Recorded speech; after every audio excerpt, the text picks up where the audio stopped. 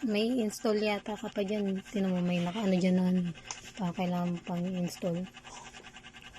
Yung Lazada tsaka Shopee tsaka yung dalawang application nakalagay nun. Tsaka ikaw na magano ng email mo at ano. Pwede mo di-adjust yan kung gusto mo i-filter yung video mo o tsaka yung camera. Pero maganda naman yung original niya. Kahit na hindi mo na i-filter. May pagpipilihan kasi iba-iba. Maganda naman siya kahit na walang filter. Dito sa buwang ko medyo madin, maliwanag pa rin. Video tsaka yung camera.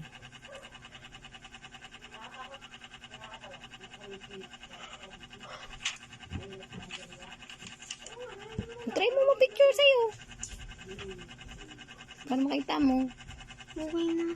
Yan na, yung charger niyan, ingatan mo din, original yung charger niya, tsaka yung cable, huwag mong hilahilahin para hindi binasisira. Huwag mo pating gamitin ng naka-charge. Iba yung cable niya, parehong Type-C. Walang pa USB. Type-C din dito ang suotan. Type-C naman talaga eh. Hindi, ibig sabihin, di ba yung isa, katulad ng sa akin, USB tsaka Type-C. Yan, puro Type-C. Type-C din yun dun sa adapter niya.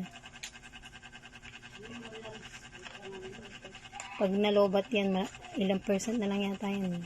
Charge mo yan para ma-full. 1 oras siguro mahigit or 2 hours. Hindi ko alam. Pag nag-warning ng low battery ha,